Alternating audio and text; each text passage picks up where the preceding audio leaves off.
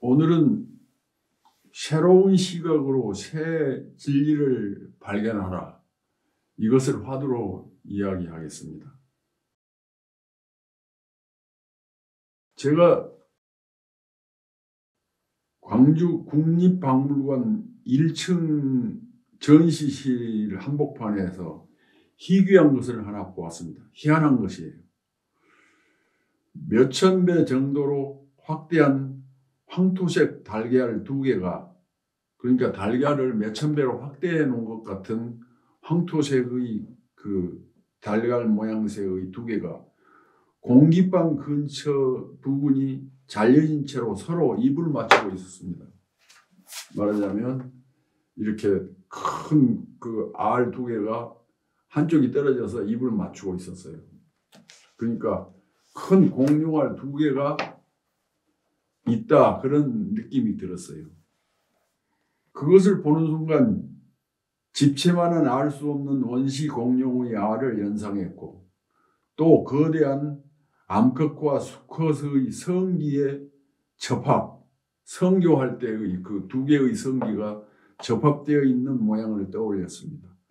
그것을 확실하게 알기 위하여 가까이 다가가서 설명서를 읽었습니다. 그런데 엉뚱하게도 전혀 내 상상력과는 다르게 그것은 온관이었습니다.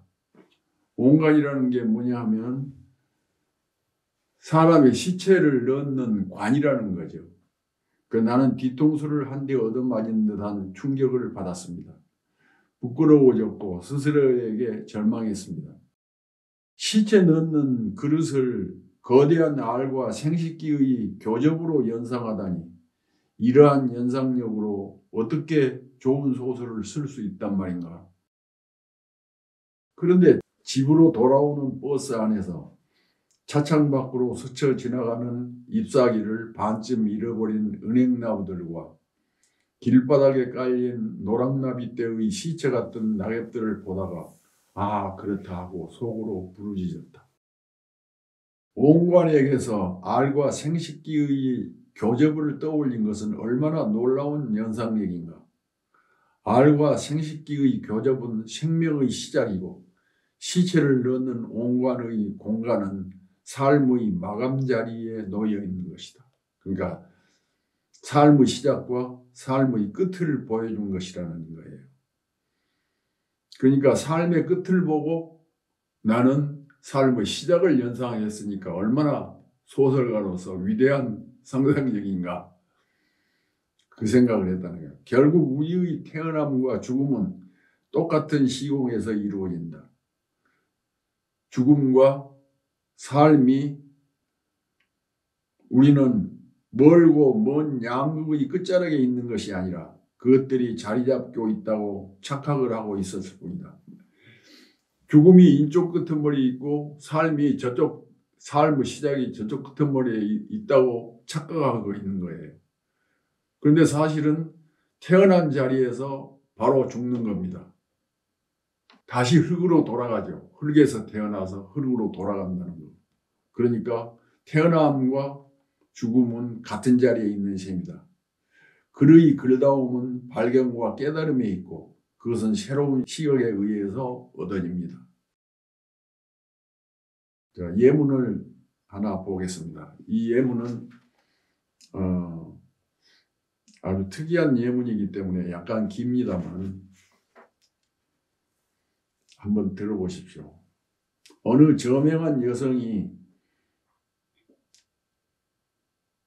지리산의 전라도 쪽 능선을 오르고 싶다고 하여 한 시인이 그녀를 자기의 차에 싣고 오르기 시작했습니다.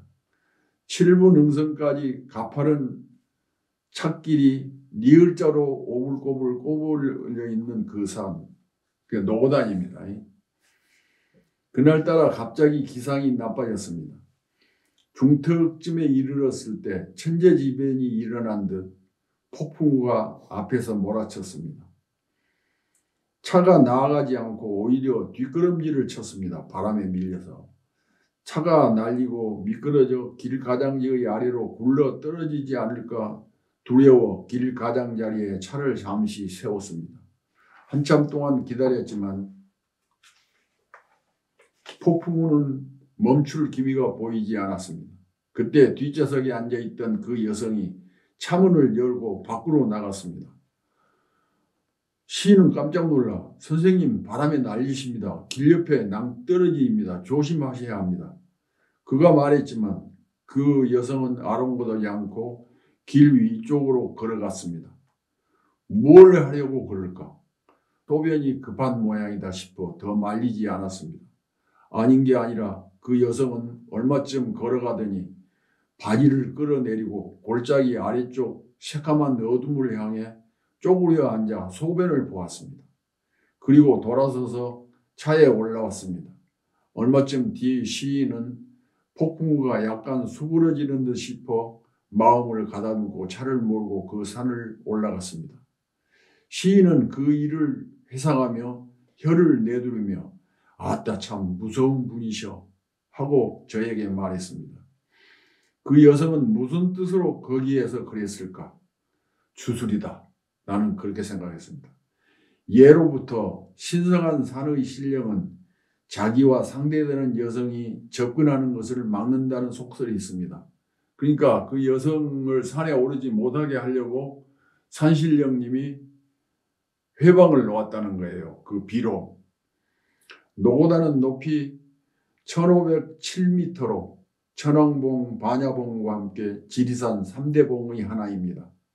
신라시대의 화랑국선의 연무도장이 되는 한편 제단을 만들어 산신제를 지냈던 영봉으로 지리산 국립공원의 남서부를 차지합니다. 노고단이란 도교에서 온 말인데 우리말로는 할미단이며 할미는 국모이신 선도 성모님을 일컫는 말입니다. 성스러운 여성을 신으로 모시는 제단이 노고단이라는 거예요. 그러니까 노고단에 모셔져 있는 그 신은 자기와 상대되는 어떤 여성이 그 산에 함부로 오를 때 그 여성을 못 오게 하려고 비바람을 내려쳐서 천둥을 치고 그런다는 이야기입니다. 그런 속설이 있어요. 그런데 그 여성은 자기를 노고단에 오르지 못하게 하는 괴팍한 여신의 얼굴이나 몸통을 향해 오줌을 갈겨 그 여신의 길을 제압한 것이라는 것입니다. 여성의 최고의 무기는 음부입니다. 그러면 그 천재지변 같은 폭풍우는 과연 그 산신이 부리는 괴팍한 재앙이었던가? 그 재앙은 그 여성의 오줌줄기로 인해 제압된 것이었을까? 이 해석은 그 시인의 설명이나 여성의 뜻과는 전혀 상관없이 나 혼자서 상상력으로 내린 것입니다. 인간처럼 교만한 동물은 없습니다. 사람들은 어떤 산을 한번 오르고 나서 그 산을 정복했다고 말합니다. 한 바람둥이가 한 여자를 호텔로 데리고 가서 하룻밤 몸을 섞고 나서 그 여자를 정복했다고 말합니다. 대개의 경우 남성이 여성과 첫 관계를 가질 때 남성이 여성의 알몸 앞에 무릎을 꿇는 체위를 사용하지 않을 수 없는데 그것은 사실상 여성에게 남성이 굴복하는 것입니다. 사람이 산에 들어서려면 그 산의 질서에 순응해야 하는 것 아닌가. 제 예문을 보고 어떤 생각을 하셨습니까? 제가 든 예문은 지리산 노고단 가는 길이라는 제 수필에서 가져온 것입니다. 여기서 여러 가지 생각을 하셨으리라고 생각합니다. 오늘은 새로운 시각으로 새 진리를 발견하라. 이것은 발견입니다. 글을 쓴다는 것은 발견이에요.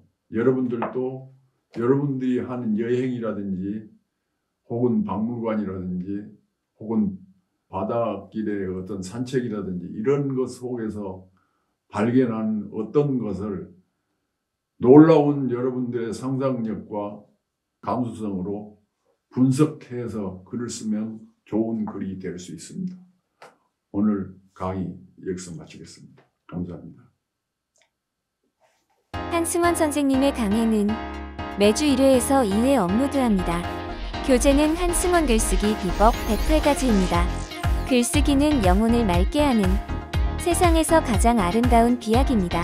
구독, 좋아요, 알림 설정 꼭 부탁드립니다.